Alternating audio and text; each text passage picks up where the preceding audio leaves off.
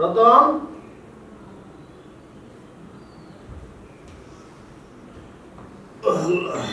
ভাইজান এই যে ধরেন আপনি পানি খান, আর এখানে কফি আছে। আর সকালবেলা ভাইজান আপনার কি লাগে সব কিছু আমার জানা আছে। শুনুন ভাইজান, কফি খেয়া আর পানি খেয়া ফ্রেশ হলে নাস্তা সব রেডি করা আছে। ও ভাইজান, আমি একটা কথা কই। হ্যাঁ কি বলবি বল। ভাইজান, বাসার মধ্যে আমরা দুইজন মানুষ, আমি আর আপনি, আর একজন হইলে খুব ভালো হয়। বুঝতে পেরেছি, তোর সাথে কাজ করার জন্য আরেকজন মানুষ চাই, তাই তো? দেখ, জানাশোনা যদি কেউ থাকে নিয়ে আয়। কি বুঝাইতে চাইলাম আর আপনি কি বুঝলেন? তার মানে আচ্ছা, আপনি কি বুঝতেছেন না ভাইজান? আপনার বয়স হয়েছে, চুলো পাকা শুরু হয়েছে, তাই কইতাছিলাম আপনি একটা বিয়ে করেন, বিয়ে করে একটা বউ আনেন। আরে বিয়েটা আমাকে দিয়ে হবে না, এ নিয়ে চিন্তা না করে আমার ব্যাগটা একটু গুছিয়ে দিন। আমি কদিনের জন্য ঢাকা যাব, বাংলা একাডেমিতে কাজ আছে। তা যান, এইবার আপনারা আমি বিয়ে করাই ছাড়ব। অনেক হয়েছে, এখন তোকে যা বললাম তা করবি। আচ্ছা,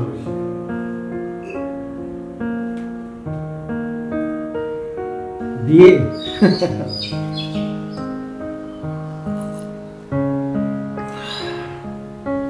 ও আমাকে দিয়ে হবে না।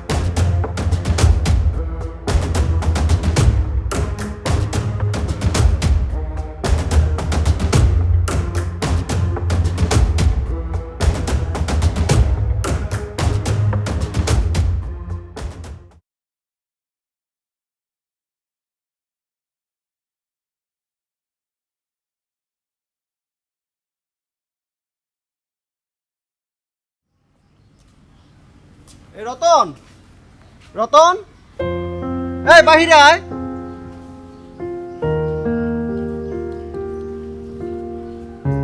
আরে ভাইজান, শহর থেকে বিয়ে কইরা ভাবিরা একেবারে লগে করে লাইছেন, আমার একটু খবর দিলেন না? যাক, খবরের কি দরকার, বিয়ে তো করছেন। থাম তো, কিসের ভাবি, কিসের বিয়ে? ওনারা অনেক বড় বিপদে পড়েছেন। ওনার সন্তান ওনাকে বাড়ি থেকে বের করে দিয়েছে, তাই মেয়েকে নিয়ে রাস্তায় রাস্তায় ঘুরছিল। আর আমি হ্যাঁ ভাইজান, আপনি হ্যাঁ গো, দুঃখের কথা হই না একদম বাড়িতে লয়ে চলে আইছেন। আচ্ছা ভাইজান, মানুষ এত তাড়াতাড়ি আপনি বিশ্বাস করেন কেমনে? বিশ্বাস? আরে তোকেও তো আমি একদিন বিশ্বাস করে আমার এই বাড়িতে নিয়ে এসেছিলাম, তুই কি ভুলে গিয়েছিস সেই কথা? কাউকে না কাউকে তো জীবনে বিশ্বাস করতেই হয়। শোন, এসব কথা না বলে তোর পাশের রুমটা খালি করে দে, ওনাদের থাকার ব্যবস্থা কর। ভাইজান, মানুষ তো বৃদ্ধাশ্রম খোলে, আপনি এক কাজ করেন, আপনি বৃদ্ধাশ্রম না খুলা একটা বিশ্বাস আশ্রম খোলেন। আরে ভাইজান, কবে যে কি হয় আপনার এই বিশ্বাসের জন্য একমাত্র আল্লাহই জানে। যাক, আসেন আসেন আপনারা এই বিশ্বাস আশ্রমে, বিশ্বাস আশ্রমে আপনাদের সুস্বাগতম। আসেন আসেন।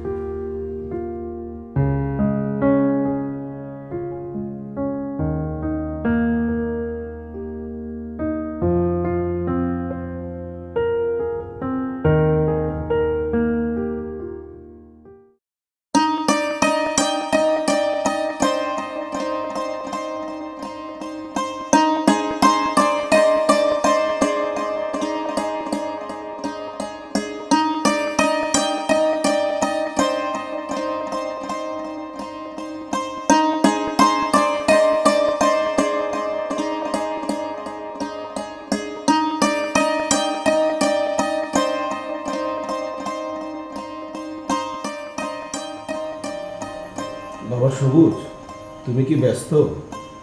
তোমার সাথে আমার কিছু কথা ছিল। না না, তেমন ব্যস্ত না। কি বলবেন বলুন। ও, তার আগে বসুন। বলুন। না, বলছিলাম তুমি তো আমাদের নিয়ে এলে তোমার বাড়িতে, তোমাকে তো আমরা একটা ঝামেলায় ফেলে দিলাম। বাড়তি দুজন মানুষের খরচ, তুমি আমাকে যে কোনো একটা কাজের সন্ধান করে দাও। আমি না হয় আমার মেয়েকে নিয়ে ছোট্ট একটা ঘর ভাড়া করে থাকবো। এসব আপনি কি বলছেন? কেন আপনি আমাকে ঝামেলায় ফেলবেন? আল্লাহ আমাকে অনেক দিয়েছেন। আমার তো মা বাবা নেই। এই পৃথিবীতে ধরতে গেলে আমি এতিম। আমার মা বাবা বেঁচে থাকলে আমি কি তাদের লালন পালন করতাম না? আপনি এসব নিয়ে কোনো চিন্তা করবেন না। আর এটাকে আপনার নিজের বাড়ি মনে করে এখানে থাকবেন। আপনার এবং আপনার মেয়ের সকল দায়িত্ব আমার। তারপরেও বাবা, তারপর আর কোনো কথা নেই। আমি যেটা বলেছি সেটাই ফাইনাল। হায় রে সন্তান, তুমিও কোনো না কোনো বাবার সন্তান, আর আমিও কোনো না কোনো সন্তানের বাবা। তোমার পরবাসী বাবা মার জন্য দোয়া করি, তোমার মতো সন্তান জন্ম দিয়েছে।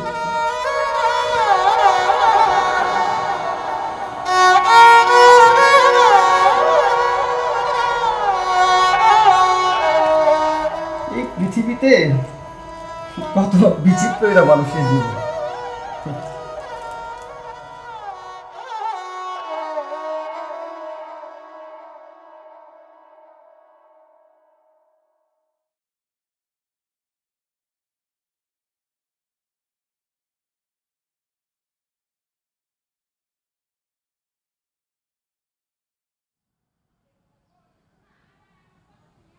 রতন, রতন, বাড়িতে আসো নাকি?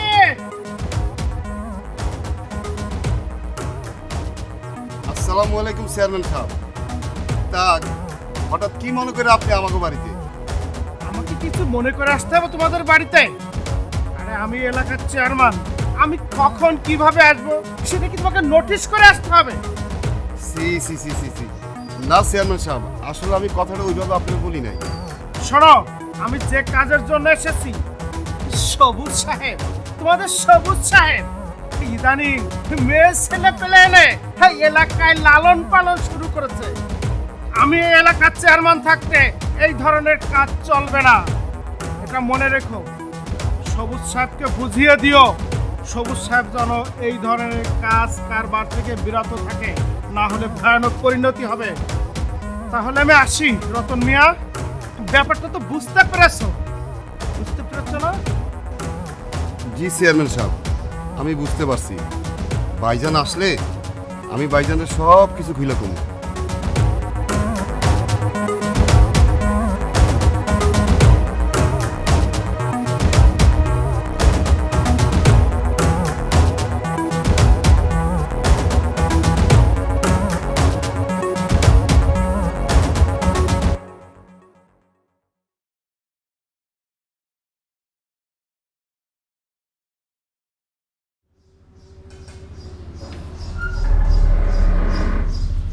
বাবা রতন, এদিকে একটু শুনে যাবে? যে কি করবেন কোন? আমি কিন্তু আবার আপনার মতো বেকার না, আমার মেলা কাম পড়ে আছে, আমার জলদি যেতে হইব। তুমি মনে হয় আমাদের উপর অনেক রেগে আছো, তাই না? আহা, আপনার উপরে রাগ করলেও কি আর না করলেও কি, কি কইবেন জলদি কোন? তুমিও তো আমাদের মতো এই বাড়িতে আশ্রিত, তাই না? আমাদের মতো অনেক লোকই এই দুনিয়ায় আশ্রয় নিয়ে বেঁচে থাকে। সারা জীবন কষ্ট করে যে সন্তানকে লালন পালন করে মানুষ করলাম, আজ সেই সন্তান কিনা বাবার বোনকে বাড়ি থেকে বের করে দিল, তাও বইয়ের কথা। সারা জীবনের মায়া মমতার কোনো দামই রইল না তার কাছে।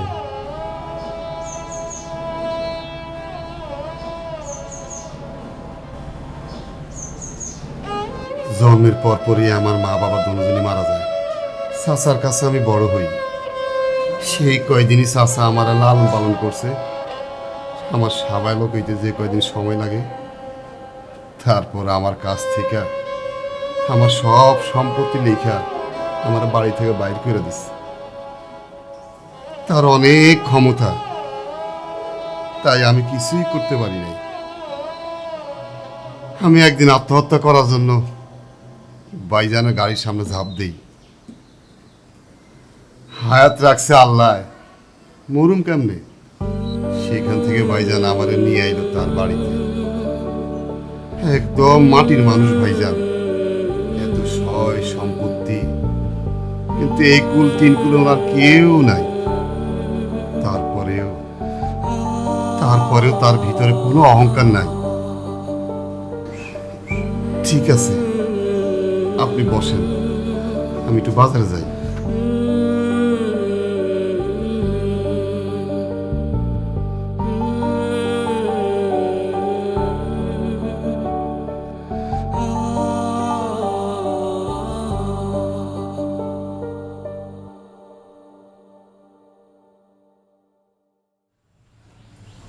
কি করছেন? আপনার পাশে কি একটু বসতে পারি? হ্যাঁ, বসুন।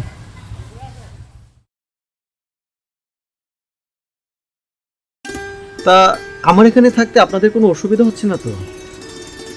নিজের বাড়ি মনে করে থাকবেন, আর যে কোনো কিছুর প্রয়োজন হলে বিনা সংকোচে আমাকে জানাবেন। না না, আমাদের কোনো অসুবিধা হচ্ছে না, বরং আপনাকে একটা উটকো ঝামেলা ফেলে দিলাম। তা আপনি মনে হয় পেশায় লেখক? পেশায় না, নেশায়। লিখতে আমার ভালো লাগে। নিজের মনের সব কথা, অন্যের কথা, প্রকৃতির কথা, পৃথিবীর কথা, জানা অজানা অনেক কথা বলবার বা শুনবার কোনো লোক আমার নেই, তাই লিখি। আর সেগুলোই বই আকারে বের করি, লোকজন পড়ে, এই আর কি। বুঝলাম। তা সব কথা তো লিখে প্রকাশ করা যায় না, মনের মতো একজনকে জীবন সঙ্গী করে নেন, যে আপনার কথা ও লেখার সঙ্গী হবে। সঙ্গী ছাড়া আসলে জীবন অচল। আপনার এই কথাগুলো আমি বুঝতে পেরেছি, কিন্তু আমার দ্বারা সেটা সম্ভব নয়। কেন নয়? থাক না সেসব কথা। আপনার নিজের সম্পর্কে তো আমার কিছু জানাই হলো না। বলুন না আপনার সম্পর্কে। আমার আর কি কথা, ছোটবেলায় মা মারা যায়। বাবা আমাকে আর আমার ভাইকে মায়ের আদর দিয়ে ছোট থেকে বড় করে। আমার ভাইকে সুশিক্ষায় শিক্ষিত করে। আমিও কলেজ পড়ুয়া একটি মেয়ে। বাবা চাকরি থেকে অবসর নেয়। শিক্ষিত ভাই আমার অনেক ভালো একটা চাকরি পায়। তারপর একটা খুব সুন্দর মেয়ে দেখে বাবা তাকে বিয়ে করিয়ে দেয়। ভালোই কাটছিল আমাদের জীবন। আমার শিক্ষিত ভাই যে শুধু পাঠ্যপুস্তকে শিক্ষিত হয়েছে তা আমরা বুঝতে পারিনি। বউয়ের কথা মতো ভাই আমাকে আর বাবাকে রাস্তায় ফেলে দিল। বাবাকে নিয়ে রাস্তায় ঘুরতে ঘুরতে দেখা হয়ে গেল আপনার সাথে, আর আপনার আশ্রয় এখন আমরা। আচ্ছা, আমাকে কোনো একটা চাকরি ঠিক করে দিতে পারবেন? আপনার বাবা আমাকে ঠিক এই কথাটাই বলেছেন। কেন, আমার বাড়িতে কি আপনাদের থাকতে কোনো সমস্যা হচ্ছে? সেটা কথা নয়, পরনির্ভরশীল হয়ে বেঁচে থাকতে চাই না। নিজের আত্মসম্মান, আত্মমর্যাদা বলে কিছু তো একটা আছে, বলুন। তা ঠিক আছে, কিন্তু আপনি তো এখনো কলেজের পড়াশোনার গণ্ডি পার করেননি। শুনুন, আমাদের এখানে একটা খুব ভালো কলেজ আপনাকে ভর্তি করে দিই। আগে কলেজে পড়াশোনাটা শেষ করেন, তারপর না হয় চাকরি। আচ্ছা, আপনি কেন আমাদের এত বড় দায়িত্ব নিতে চান? মানুষ তো মানুষেরই জন্য, তাই না? মানুষ হয়ে জন্মগ্রহণ করে যদি কোনো মানুষের উপকারই না লাগলাম, তাহলে মানুষ হয়ে জন্ম নিলামই বা কেন? কোনো কথা নয়, আমি যেভাবে বলি সেভাবেই। আপনি এখনই রেডি হয়ে নিন, আমাদের গ্রামটা আপনাকে ঘুরিয়ে দেখাবো। ঠিক আছে, আমি তাহলে রেডি হয়ে আসছি।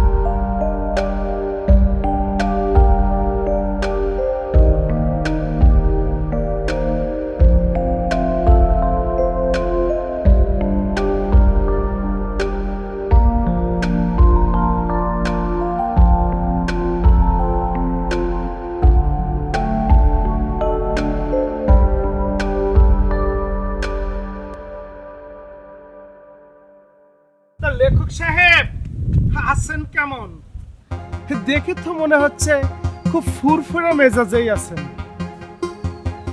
তা আপনার সাথে এই সুন্দরী মেয়েটা কে? আগে তো কখনো এই মেয়েটাকে দেখি নাই।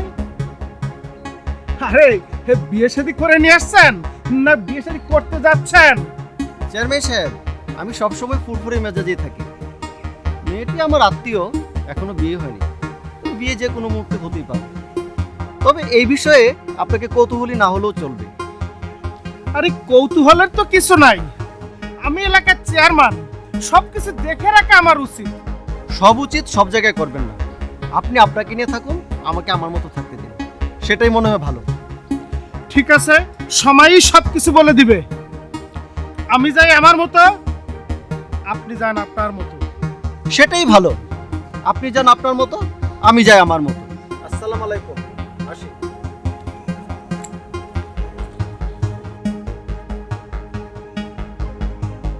আজকালকার মেয়েরা লেখক পছন্দ করা শুরু করেছে, আমার মতো চেয়ারম্যানকে পছন্দই করছে না।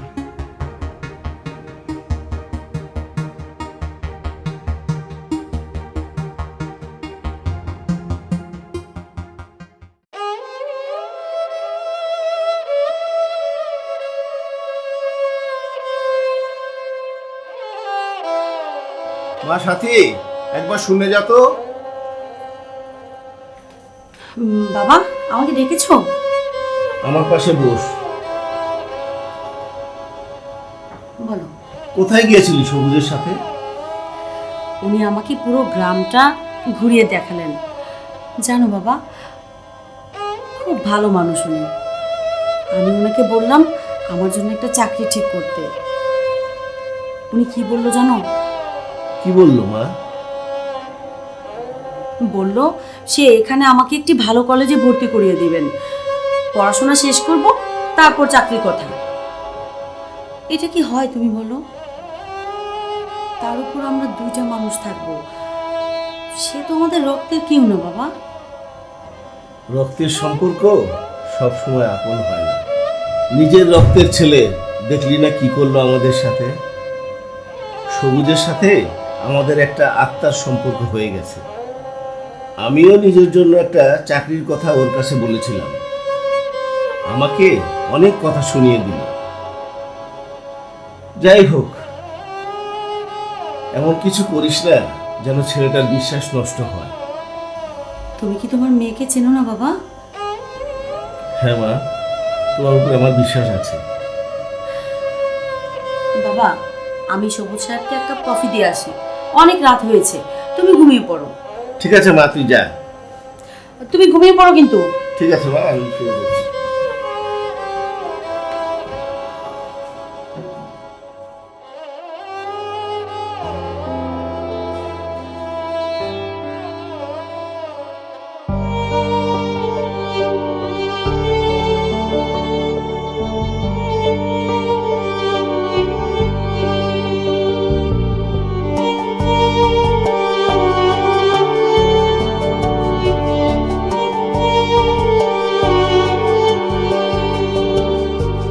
তোর চোখেতে দেখবো আমার নতুন পৃথিবী, তোর চোখেতেই আঁকবো আমার সুখেরই ছবি।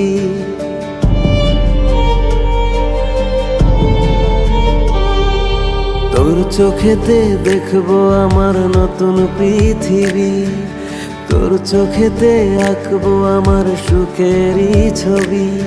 আমার তুই হবি, বল না সখী কবে, বল না সখী বল না রে, বল না সখী বল না, বল না সখী বল না রে, বল না সখী বল না।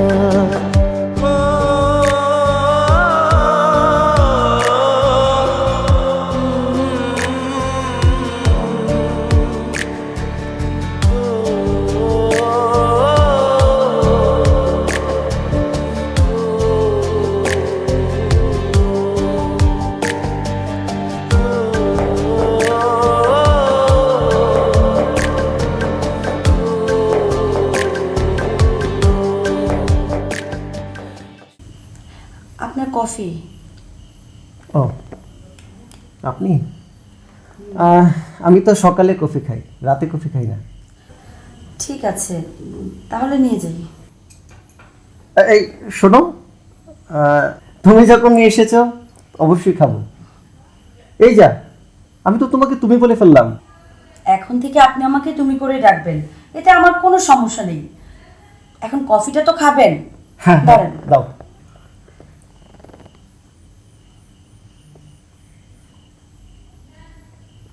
বাহ, কফিটা তো চমৎকার হয়েছে। কাল থেকে সকালবেলা তুমি আমাকে কফি দিবে। ঠিক আছে, কাল থেকে প্রতিদিন সকালে আমি আপনাকে কফি বানিয়ে দেব।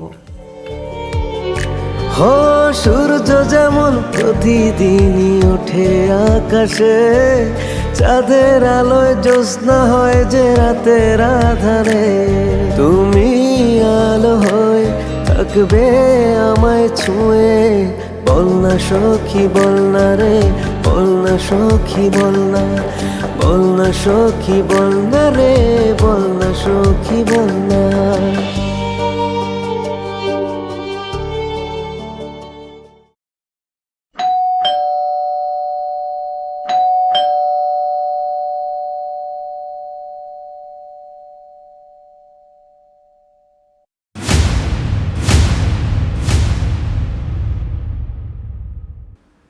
সাথী,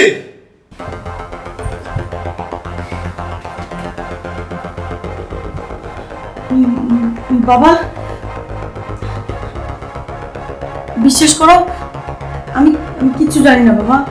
কাল রাতে ওনার জন্য কফি নিয়ে আসার পরে কি হয়েছে আমি কিচ্ছু বলতে পারবো না। বিশ্বাস করতে পারছি না বাবা সবুজ। আমাদের অসহায়ত্বের সুযোগ নিয়ে তুমি আমার মেয়ের সাথে এমনটা করতে পারলে? বিশ্বাস করুন, আমি কিছুই বুঝতে পারছি না। এটা কিভাবে হলো? বিশ্বাস? হ্যাঁ, বিশ্বাস।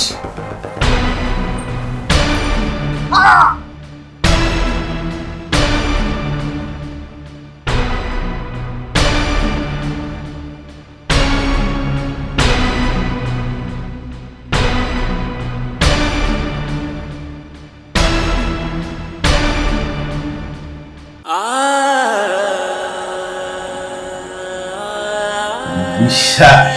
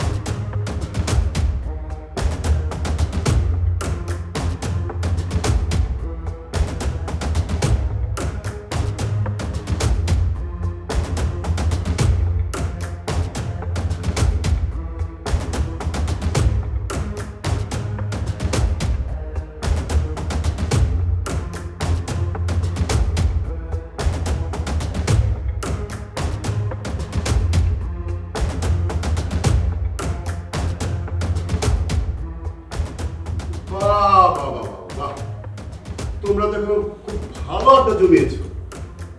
আমাকে ছেড়ে দাও। কি করবো ওইটাকে একবার ভেবে দেখছো নাকি মনের সুখে ধোয়া ছাড়বে? প্ল্যান তো করবে আমাদের এই প্ল্যান মেকার। Plan maker? তা কি প্ল্যান একটু জানতে পারি?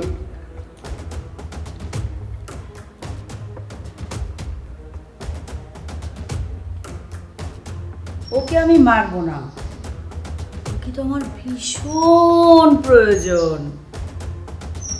রক্ত মাংসের ওই মানুষটাকে নয়, ওর ভিতরে যে প্রতিভাটা আছে না, ওটাই আমার দরকার। আমাকে আমার প্ল্যান মতো আগাতে দাও।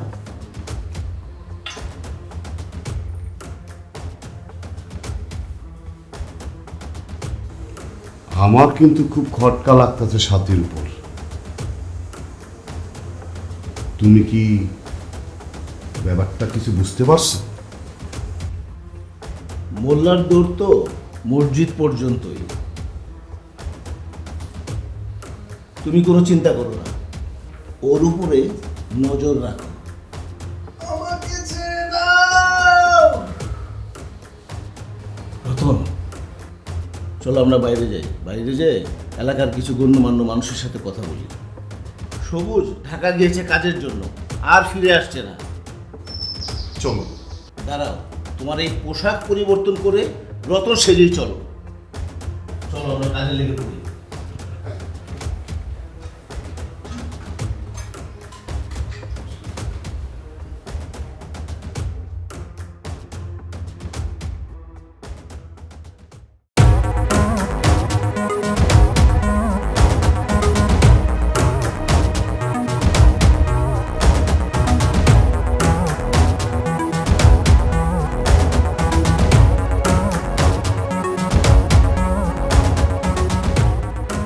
কি সৌভাগ্য আমার, সুন্দরী নরনা আমার তলব করেছে।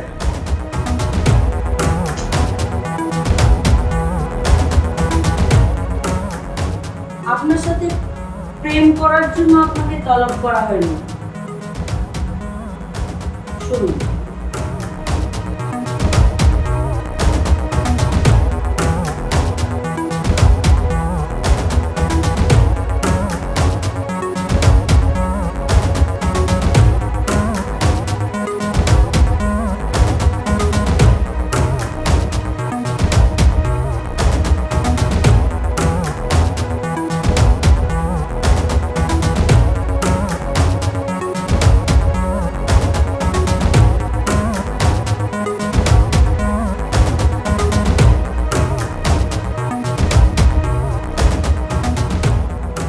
কি বুঝতে পেরেছি? পানির মতো পরিষ্কার, কিন্তু তাতে আমার লাভ কি? কেন, আমি আছি না? ঠিক আছে, আমি তাহলে যাই। যাই না, আসি।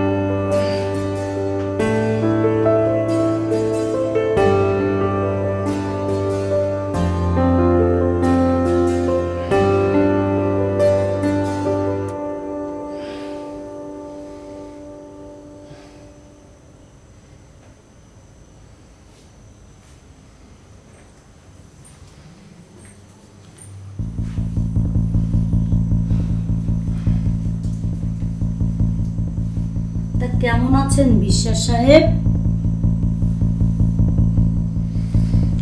খুব কষ্ট হচ্ছে তাই না?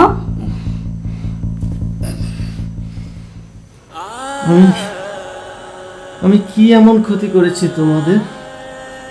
আমি পথ থেকে তোমাদের তুলে এনেছি উপকার করার জন্য, সেই তোমরা সবাই মিলে আমার সাথে এমনটা করতে পারলে।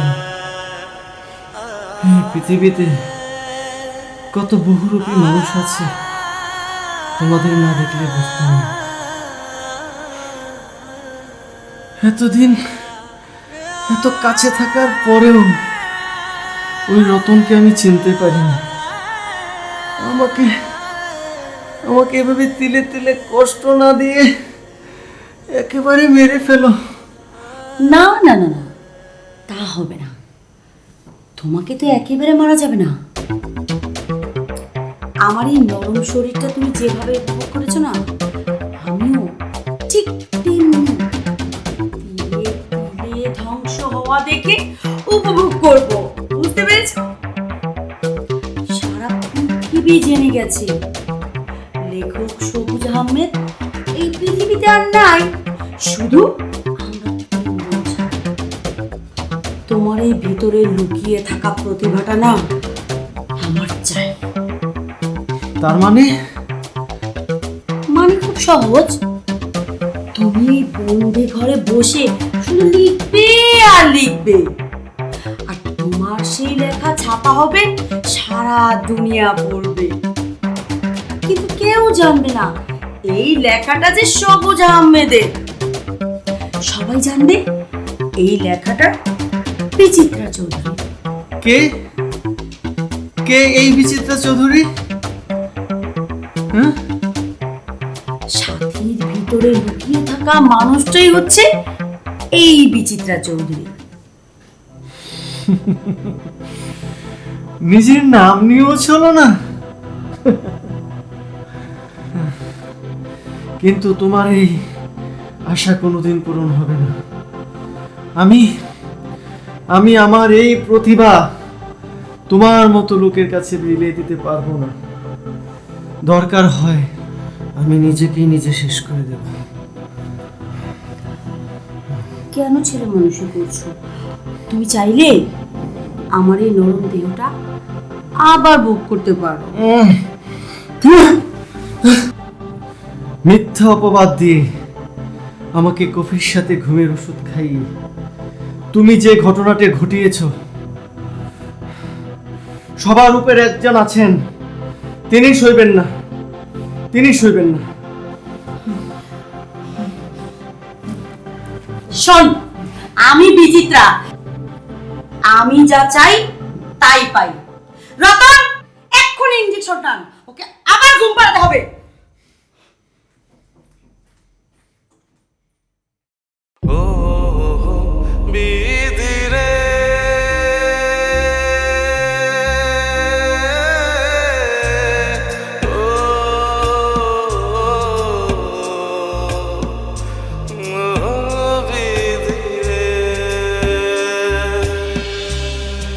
আপন আপন ভাবলাম জাগো, ভাবলো না আপন তারা, দুই নয়নের জলি এখন আমার সান্ত্বনা রে, আমার সান্ত্বনা।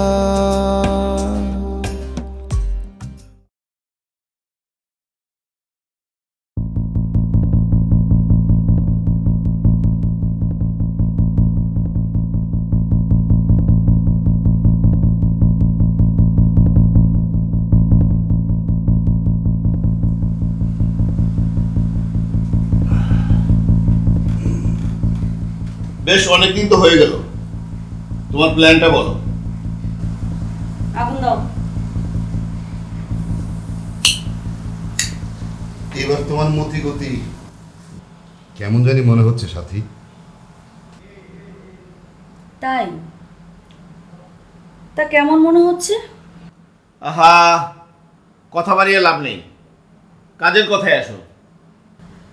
লেখক সবুজ আহমেদ এখন শুধু লিখবে আমার জন্য। মানে? সবুজ আহমেদের লেখা ছাপা হবে, আমার নাম। এতে করে চারিদিকে আমার সুনাম ছড়িয়ে পড়বে, আর এই সুনামের আড়ালে আমরা একের পর এক অপরাধ চালিয়ে যাব। এতে করে মানুষের সন্দেহের তীর আমাদের দিকে থাকবে না। খুব ভালো প্ল্যান, আমার পছন্দ হয়েছে। আমার পছন্দ হয়নি। কেন? সুনাম হবে সাথীর, আমাদের কোনো বেনিফিট হবে না। এমন কোনো কাজ করতে হবে যাতে করে আমাদের তিনজনের বেনিফিট হয়। গাধার মতো কথা বলিস না। গাধাকে গাধার মতোই ভাবতে দাও, সময় হলে গাধা সব কিছু বুঝতে পারবে। এই নিয়ে আমি আর বেশি কথা বলবো না।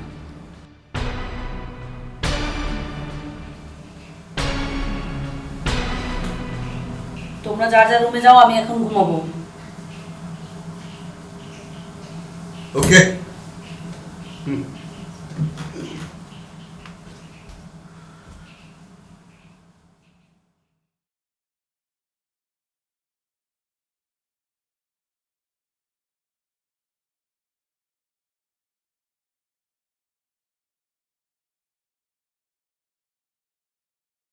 কেমন আছেন সবুজ আহমেদ?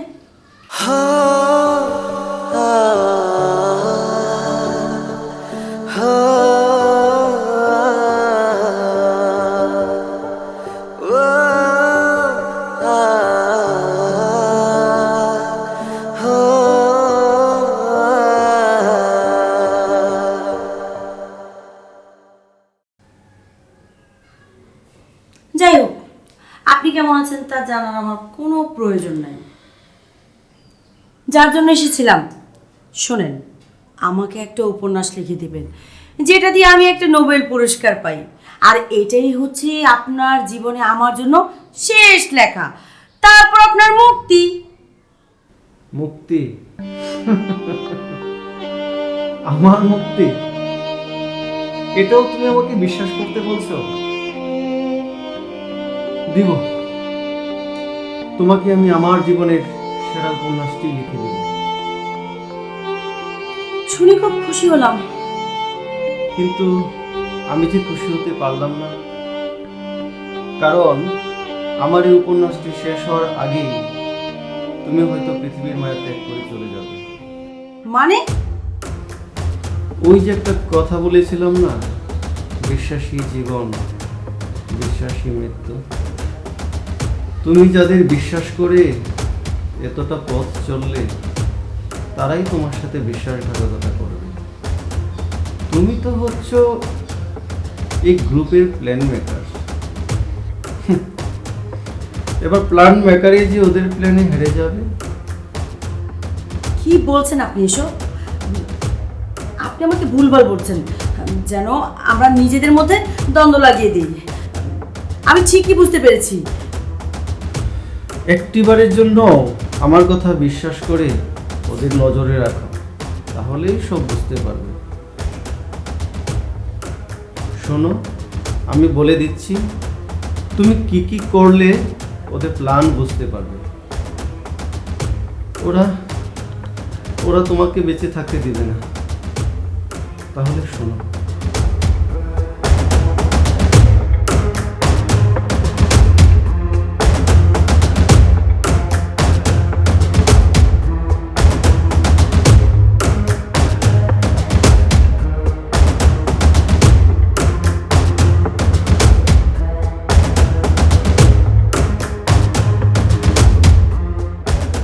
ঠিক আছে, বিশ্বাস করলাম আপনার কথা। আমি এখন যাই।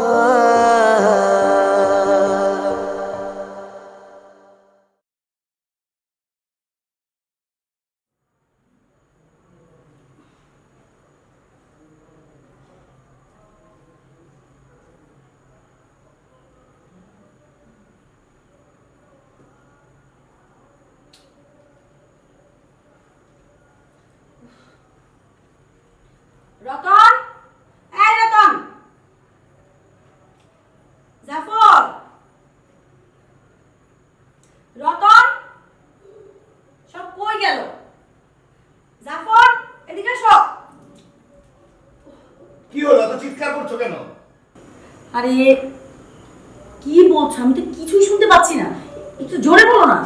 এই তুমি কি কিছু শুনতে পাচ্ছ না? কানে কিছু শুনো না? বুঝলাম না, এত আস্তে আস্তে কথা বলো কেন? আমি তো কিচ্ছু শুনি না। তুমি কানে শুনতে পাচ্ছ কিনা আমি সেটা বলতেছি। কি? কানে শুনতে পারো? কানে শুনতে পারো? না, আমার কান ঠিক আছে তো। এই এত জোরে জোরে কথা বলতেছি, তারপর কি তুমি শুনতে পাচ্ছ না? রতন, তুমি কি বলছো? আমি তো কিচ্ছু শুনতে পাচ্ছি না। এই তুমি তুমি কি আমাদের সাথে মজা করছো?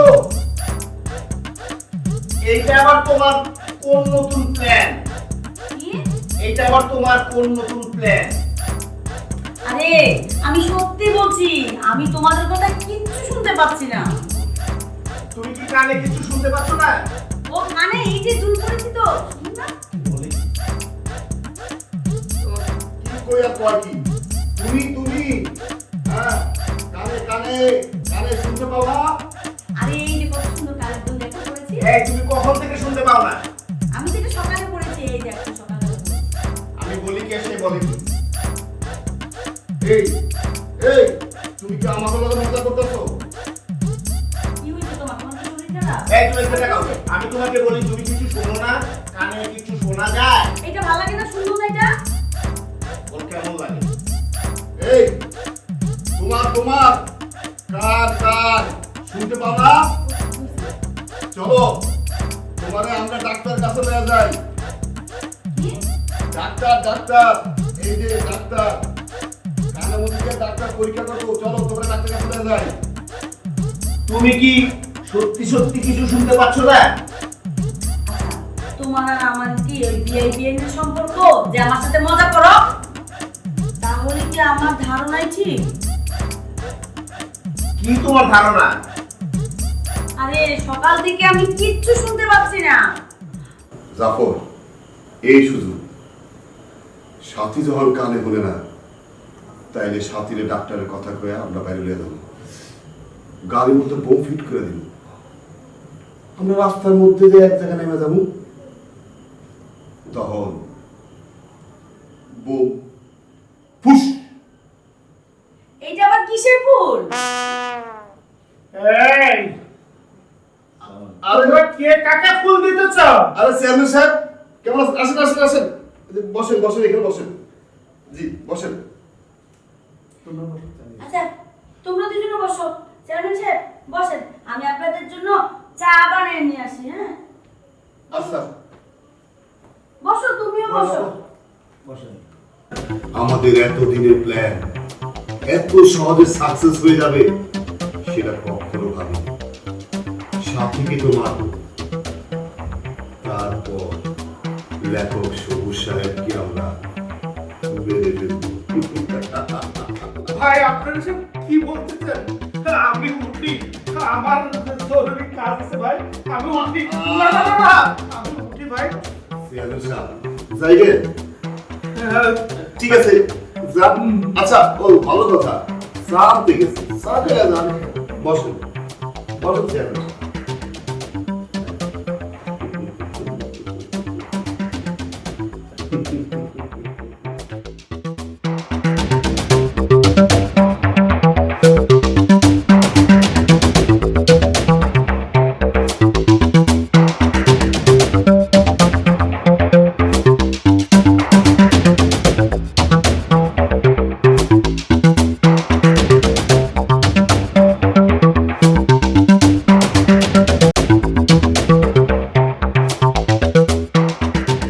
আর শোনো, আমি কিন্তু একদম রেডি আছি। তোমরা চা শেষ করে আমাকে ডাক্তারের কাছে নিয়ে যাও।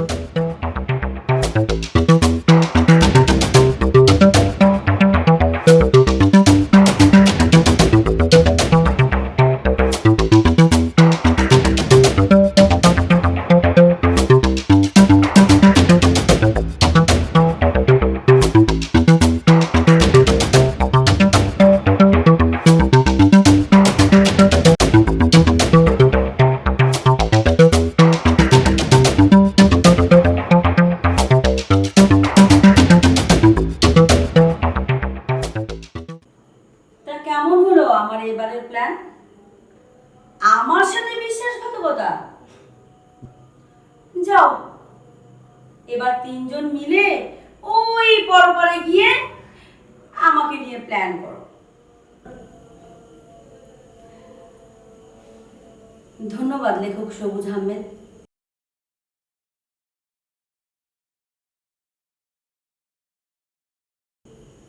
বিশ্বাস।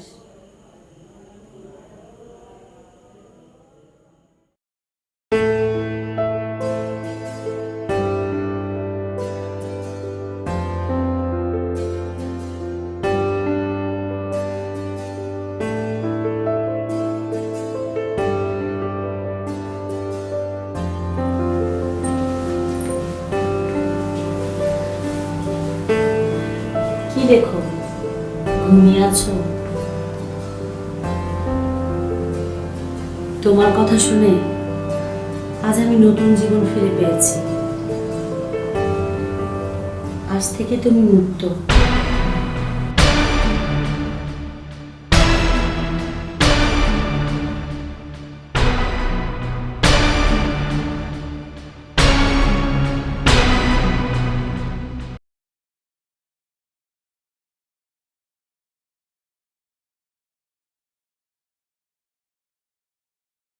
এই পৃথিবীতে নিজের জীবনের চাইতে আপন আর কিছু নেই। আমি জানি আমার কথা মতো তুমি কাজ করবে।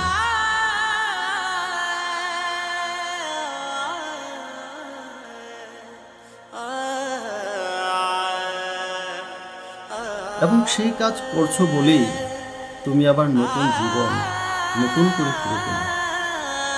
তুমি আমাকে বলেছো তোমার জন্য একটি উপন্যাস লিখে দিলেই আমার মুক্তি। আমার কথা আমি রেখেছি। আমার জীবনের সেরা লেখাটি তোমাকে দিয়ে দিলাম। বিনিময়ে আমি মুক্তি চাই না। কি হবে আমার এই মুক্তি নিয়ে? যে মানুষ সারা পৃথিবীর কাছে মৃত, মুক্ত হয়ে যে পাখির মতো উঠতে পারবে না, যে চিৎকার করে বলতে পারবে না আমি সবুজ আহমেদ মুক্ত হয়েছি, তাই আমি চলে গেলাম তোমাদের ছেড়ে। তোমাকে ধন্যবাদ। একটিবারের জন্য হলেও আমাকে তুমি বিশ্বাস করেছো। আমি বেঁচে থাকবো এই পৃথিবীতে শুধু তোমারই কাছে। আমার এই উপন্যাসটির মাধ্যমে একটি সত্য কথা বলে যাই, তুমি ছলনা করেছো আমার সাথে।